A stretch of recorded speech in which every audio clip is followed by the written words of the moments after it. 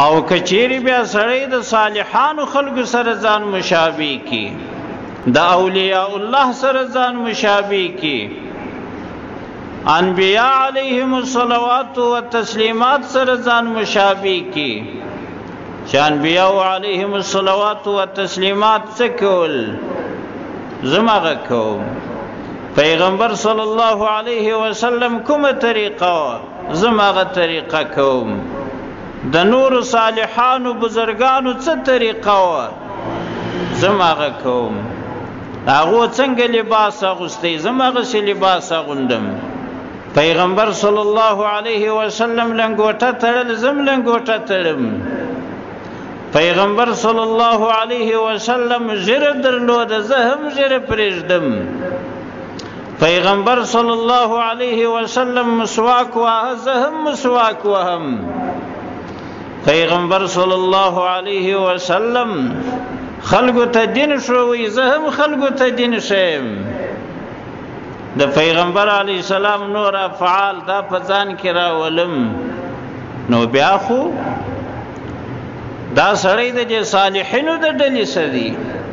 دا چې دی د پیغمبر صلی الله علیه وسلم پر سنت ځي او په نورو اولیاء کرامو بزرگانو پسې اقتدا کی، نو بیا دا سړی د صالحینو د ډلې سدي، من تشبه بقوم فهو منهم، چا که د یو قوم سره ځان مشابه کړ دا سړی د هغه قوم څخه بلل کیږي. ملا علی قاری رحمت الله علیه آغا دغه حدیث شریف په شرح کې من تشبه بقوم فهو منهم یو عجیبه حکایت راوړي، عجیب حکایت دی، هغه حکایت دا دی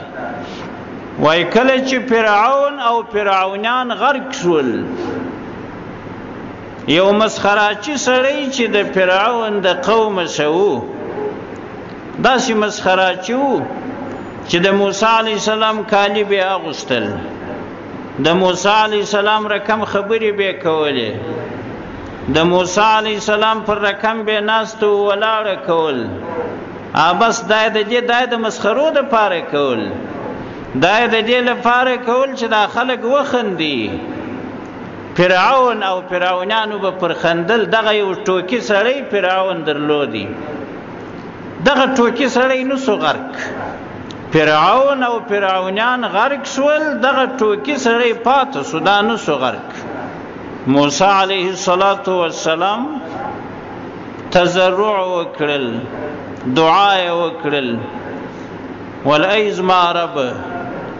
دې سړي خو ماته تر دا نورو خلکو ډیر ازار رسولی، هغه چې غرق شول تر هغو یې ماته ډیر ازار رسولی دی دې سړي، ځکه خو په ما یې پسخند واهه، زما کالی به اغوستل، زما رقم خبرې به کولې، د مسخرو د لارې خلک یې خندول، نو ای زما رب دا سړی څنګه پاته سو د غرق کېدوس؟ الله عز وجل ورته وفرمایل چې حبیب هغه چاته عذاب نه ورکوي چې د حبیب پر صورت وي، دا سړی چې د غرق کېدو څخه خلاص سو دا ستا پر صورت وو، دې سړي ستا رقم کالی اغوستی و، دې سړي ځان داسې جوړ کړی و لکه ته، نو لہذا دی د عذاب څخه خلاص سو، د غرق کېدو څخه خلاص سو. ملا علی قاری رحمت الله علیه فرمایي وای تاسې فکر وکړئ، یو سړي د باطل پر طریقه د صالحانو سره ځان مشابه کړي، د موسی علیه السلام سره ځان مشابه کړي پر باطل طریقه، د مسخرو د پاره،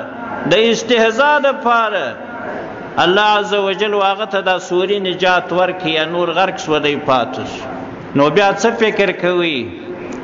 چې څوک را ولاړیږي د ښه نیت له مخې، د اولیاءو بزرگانو د اکرام په خاطر، د هغو د تعظیم په خاطر په هغو پسې اقتدا کی، او د انبیاء علیهم الصلوات والتسلیمات پر کیفیت ځان جوړي، د اولیاء او بزرگانو پر کیفیت او شکل ځان جوړي په صداقت دا کار کوي نو د دې سړي په باره کې څه فکر کوي دا به څنګه نجات نه پیدا کوي دا به په طریقې اولا سره نجات پیدا کوي نو د صالحانو خلکو سره ځان مشابه جوړول دا کامیابی ده